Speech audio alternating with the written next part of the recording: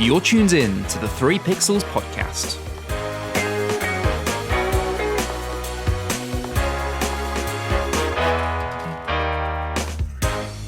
Hello and welcome back to the 3 Pixels podcast. How are you all doing?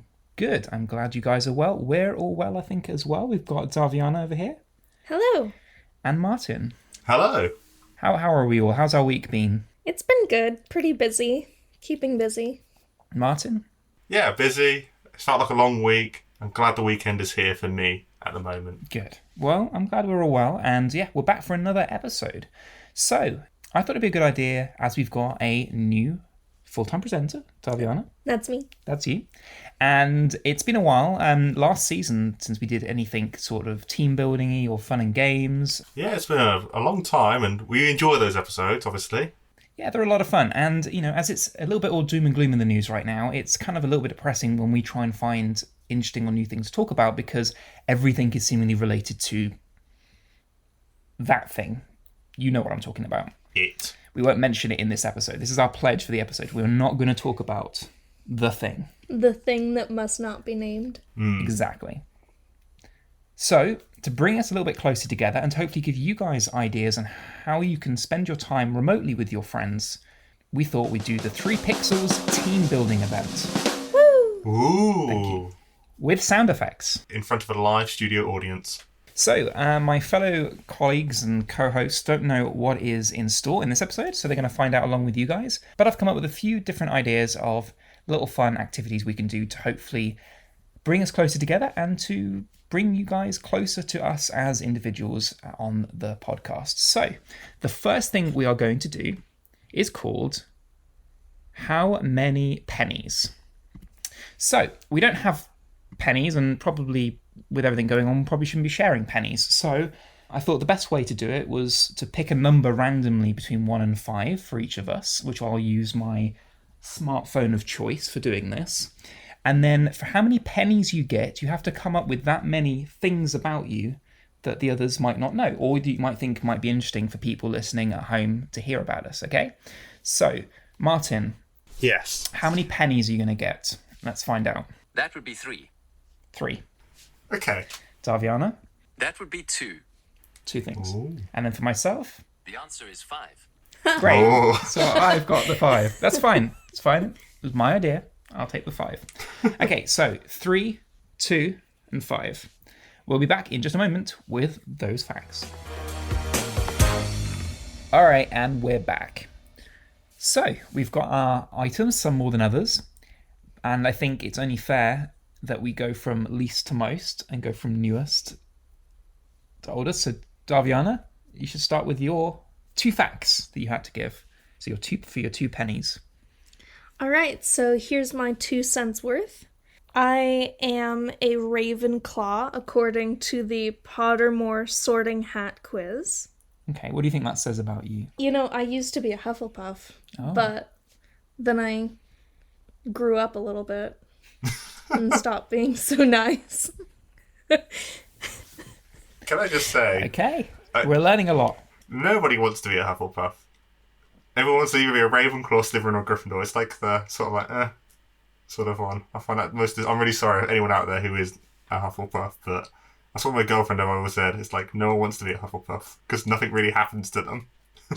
I have full respect for Hufflepuffs. Hufflepuffs are fantastic people. All right, so what is your second fact? My second fact is that I am training to become an elementary or primary teacher. How far along are you? I am 99% of the way there. We started from the bottom, and now we're here. And I'm so close. I'm in my last term of my master's, and I can see the light at the end of the tunnel, and I'm so looking forward to it. Are you excited to get into the classrooms? Very excited, although I hope that they're open in time, but yes. We're not talking about that on this episode, but Oh yes. no! That's fine. Martin, take it away. Currently, I play darts with a team. What my team usually joke with me about is that I actually lost 8 games that I played in a row. Like, I played 8 games, no wins. However, since that time, I've improved, a lot of hours practicing. I won my division And we also came runner-up in the plate competition of that same year. So yeah, again, it was about practice, perseverance, not letting yourself get down. As Ben would let you know, I get really competitive. And when you lose 8 straight, it's really like, I've had enough now. I really want to give up. But I didn't. And here I am, sort of thing. Still enjoying my darts. What an inspiring story. You were down, you were like, don't know if I can do this, but you got back up, you gave another shot, and you succeeded. Well, this is it. It wasn't just me. Obviously, it was my team, and they helped me out a lot. So also shout out to them. And I also know one of them listens to it, so hopefully they get that message as well. So yeah, honestly, it was one of those things I've enjoyed ever since. Oh, Universal, is that you? Yeah. Oh, you want to make a film on this? Oh, well, I'll pass you over. Do you know what perseverance is, Martin? I thought it was just like just keep going when the times get hard. Not persevere. Am I thinking of sweat at the same time now? I wasn't looking for a definition. Oh, okay, yeah, you just sort of stopped. It's like, okay, well. No, perseverance is a Hufflepuff trait. Oh no, Martin. Oh no, You might be a Hufflepuff. Probably. I've actually never done the quiz, so I could be anything. I could be what I hate. Well, I'll write that down for a future episode. The 3 pixels do the Harry Potter test. Oh, I'd be so down. Yeah. Maybe. We'll keep it in the back pocket. I'm keen. My next one is something I own. I own my own classic car, which is a Ford Anglia, made in 1967.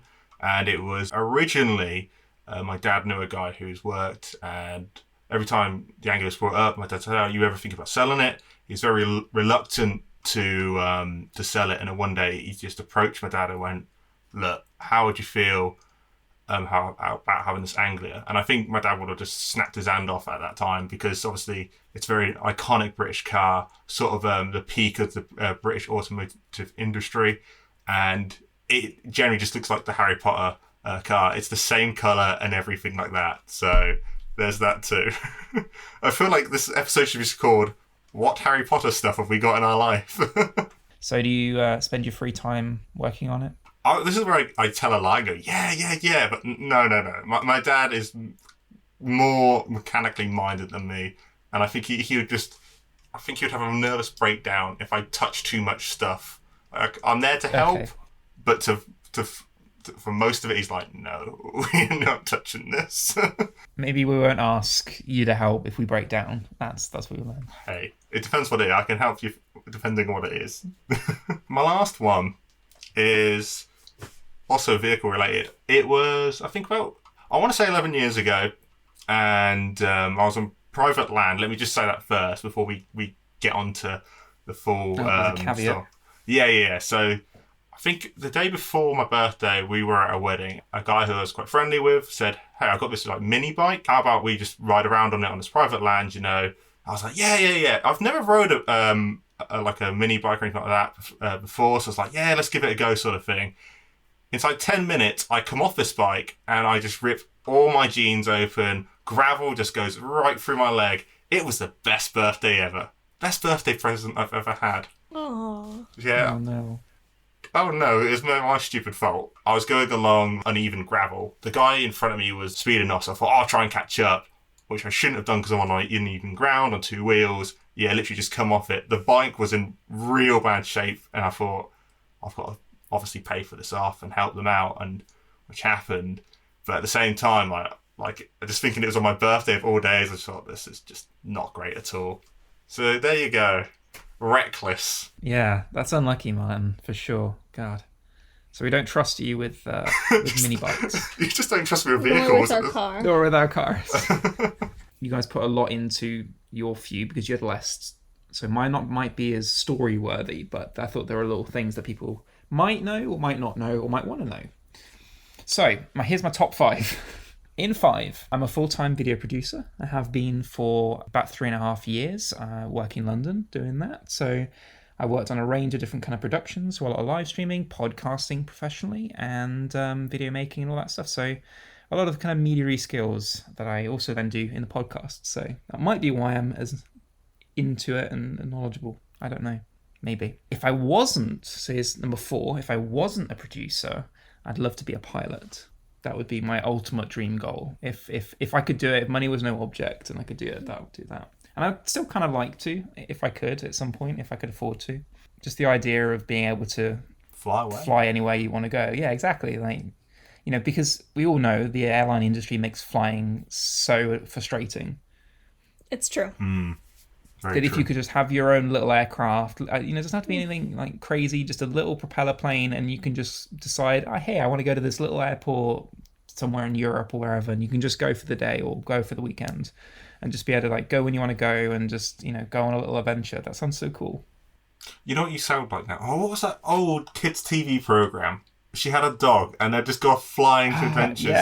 Yes. Oh, what's it called? One sec, I'm going to have to find out now. She went to like a marmalade factory once. Yeah, she went to all sorts of weird places. It's so British, it's great. Two of your favorite things, planes and marmalade. Maybe that's what inspired me, I don't know. Come outside, that was what it's called. Come outside. Yeah, because she used to sing, didn't she? Up in the air or on the ground. I remember, I can't believe you actually remember that. I don't remember the song, but I remember her singing a lot. So yes, I would love to have a dog, go flying, and have adventures. And visit marmalade factories. It was funny that everywhere she'd go, there always used to be like an airstrip next to wherever she was going. So it's like she'd only go places where there was an airstrip. So how convenient. Yeah. In number 3, my favourite type of food is Italian. And I have been to Italy to taste it properly. And if you haven't been to Italy and tasted proper Italian food, then I highly recommend it.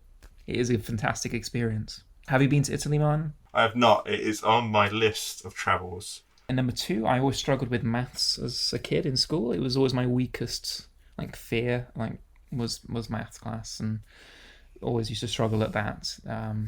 So yeah, don't give me hard math questions.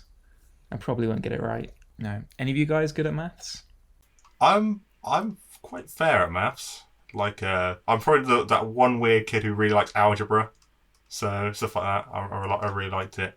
I think because I struggled at English, so I found maths was very you knew what something was going to be, where English is very free, creative writing, and I'm terrible with words, which is great for a podcast, obviously. Yes. Yeah, we chose your weakest thing and we thought, let's hammer it. Let's really drive it in, yeah. Yeah. I never used to like learning math, but when I started teaching it, it's become my favorite subject. I really love teaching math. I will say that my university courses on math, where we learned about the meaning of mathematics and the why of how math works, that was such a much better experience for me than normal math classes growing up K through 12. So do you think that math classes are just doing it wrong? Yeah. Oh. There you go. Yeah. So we should start a revolution in maths. Throw the table. But then we'll figure out how far the table will go and the trajectory and all that stuff. I'm just saying. Throw the multiplication table. Yeah. Darby's going to start a revolution in your school. Potentially. There you go, that's one. No, I won't. Please hire me. There'll be an absolute ruckus in the school that you go to. Yeah. Martin, shut up. I'm trying to get a job.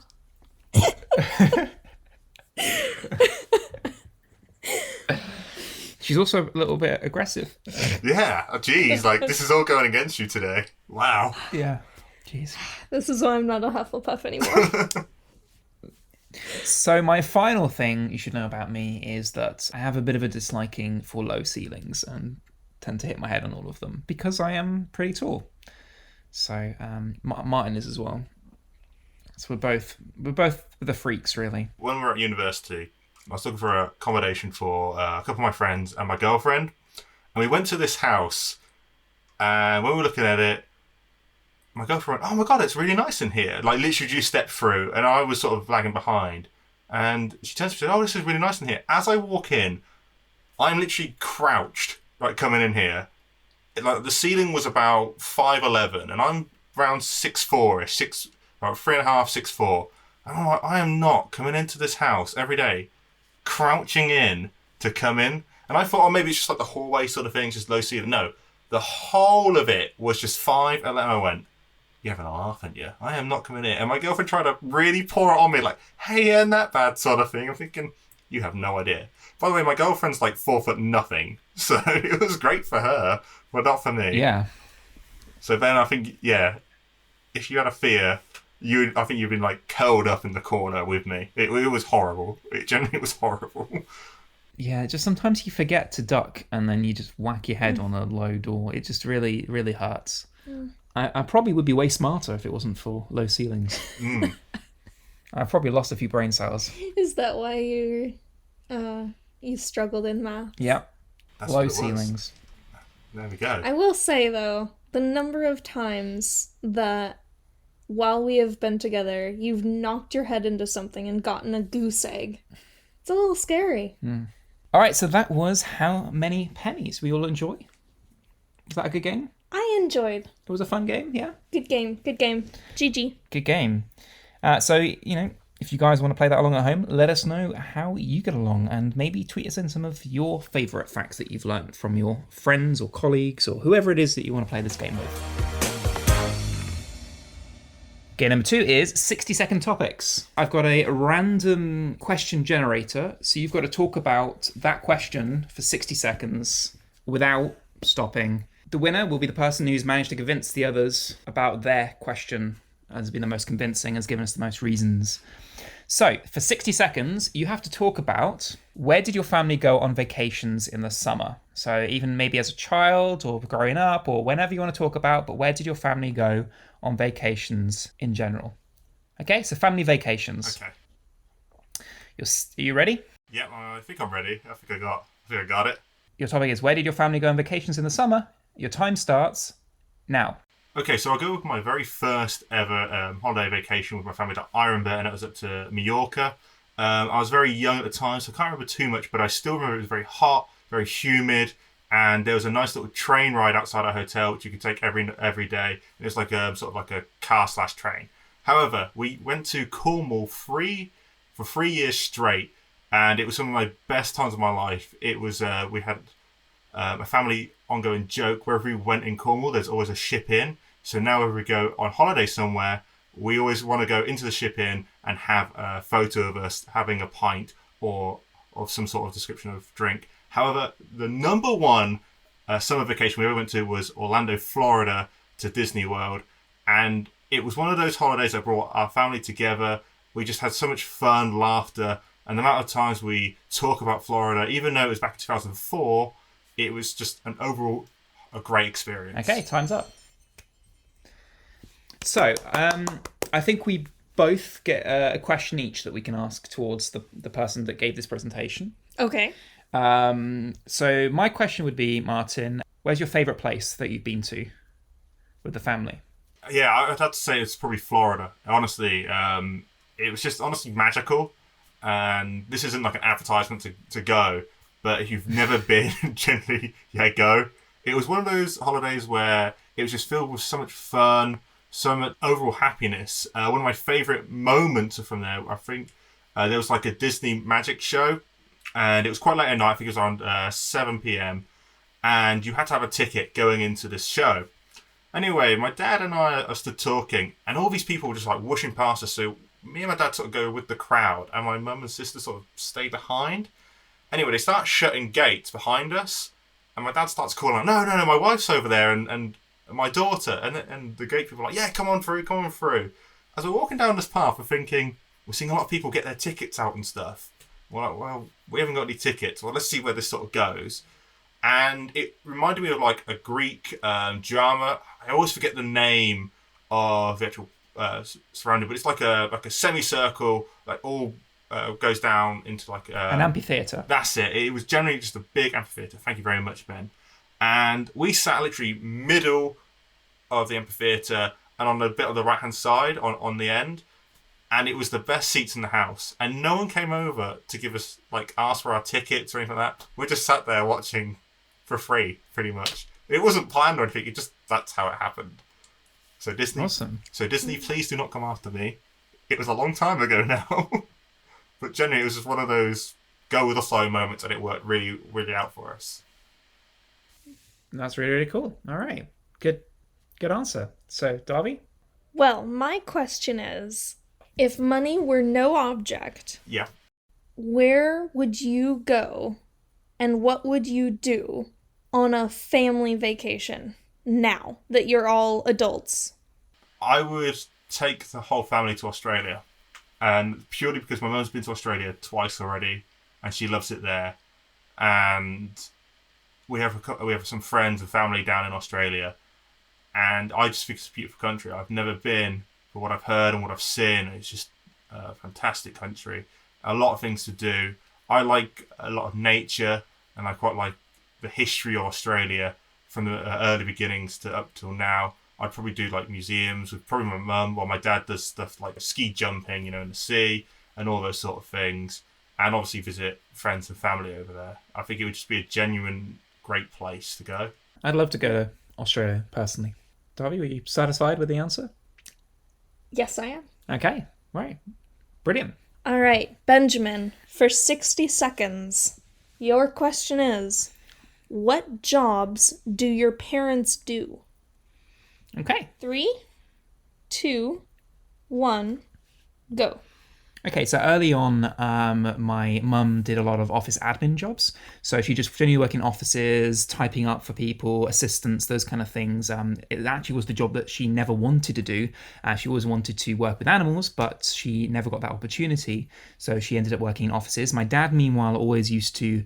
my dad, from a very young age, used to be in the RAF and built up a lot of experience traveling the world through that. And then when they came together and when they met, they formed a company near to when I was born, and then they've been doing that for a very, very long time, and that company does office ergonomics. So essentially they go out and they help improve people's experience in the workplace. They make people's lives better, provide them the right equipment, the right assessments to make sure they get everything that suits them. They also help students out, and they help the disabled out, making sure that they can work from home, which is kind of great in the environment that we are at the moment. The people working from home can get exactly what they need. So they've worked a range, but mostly offices. All right, and that's time. I have a question. Okay. Benjamin, how do you think having entrepreneurial parents affected your childhood? That's a good question, actually. I think it affected very positively. There was always the feeling that you get through a family business that you're expected to help out and you're expected to get involved from a young age. So it really encourages you to think on your feet and to get involved with what they're doing and see why they're passionate about that, and to really get that feeling of that you've got to work really hard to achieve what you want to do, and that, if they just sat back and did very little, or did the minimum they had to do, then they wouldn't earn enough money or bring enough money in for us to have the life that we wanted to have. So it kind of brought that feeling of working hard to achieve what you want to get. So that was very good, and I think it also made me want to achieve anything that I wanted to, because they believed that as long as you put the work in, that you could achieve anything that you wanted. So I thought that was very good from a young age, and I'm very grateful for that. That's wonderful. Thank you. My question is, how come you didn't follow the sort of footsteps of your mum and dad and their sort of jobs? Obviously, you've already said in this episode, like what you do now with your video producing. How come you didn't fall into their sort of line of work? Good question as well.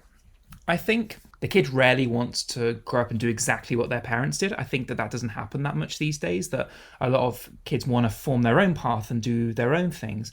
And I think the difference was that I got involved with technology as quite a young age. I got quite interested in that, something my parents never had that opportunity, and my parents very much encouraged that. So it came to a fact that I always wanted to do something related to technology. And what they do, although it is related to technology in the terms of those offices, it wasn't gaining as much interest for me. I wouldn't be unhappy running that business, but it's definitely never been my dream. And my parents have always encouraged me to go for my dream and do what I wanted to do. So I think really the reasoning is that they kind of encouraged me away from it, even though they would have loved for me to take on the family business. They know that it wasn't right for me, or that wasn't what I was interested in, and they encouraged me to do other things. Darviana, you're up next. What time do you normally go to bed? So you can decide around that what you want to talk about around that topic of going to bed. 3, 2, 1, go. I am naturally a morning person, so I naturally tend to rise fairly early. Between the hours of 6 and 7 is when my body naturally wants to wake up. So, in order to get my necessary hours of sleep in, I have always gone to bed fairly early. And this started when I was a kid. My mom would send me to bed at 8 o'clock for a really long time. That was my bedtime. And then as I grew into a teenager, I just went to bed early. Like, I just wanted to be in bed by like 9 o'clock. And that continued up until you, because now 10 seconds. I can't go to bed that early because you are a night owl. And so now I go to bed at about 10:30ish and wake up at about 8 o'clock. Can I just make it clear she's on about Ben and not me? Oh, yeah. Yeah. The you could mean anyone. Someone could be listening right now and going, me? What? It's all your fault, listener. Everyone's fault. That's what it is. All right, so that was good. Martin, you got any questions? Or a question? When you travel abroad, do you find it hard to get into that routine of sleep?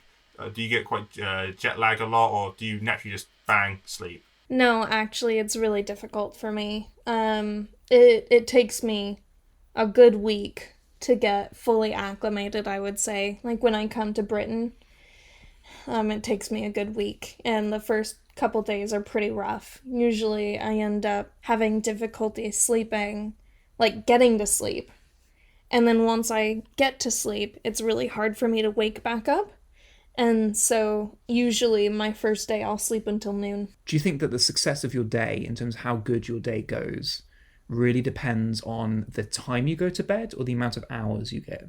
I would say that it depends mostly on the amount of sleep that I get, because I notice that I function the best when I get about 9 hours of sleep, which is quite a bit. Yes. Especially for an adult. Yes. But I do very well on 8, and then after like 7 and down, I don't do very well. But I will say that I think if I went to bed super duper late and then I woke up super late, I think that would affect the rest of my day. But I just don't go to bed that late, and then I find it very difficult to sleep past about 8 o'clock. I find it very difficult. Okay. My body is ready to be awake. Perfect. That's a great answer. All right, well, thank you very much, Daviana.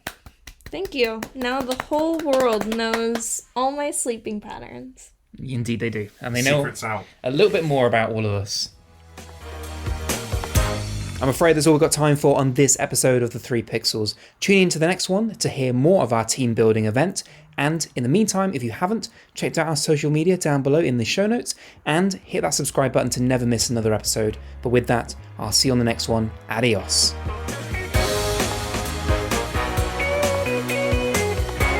You're tuned in to the 3 Pixels podcast.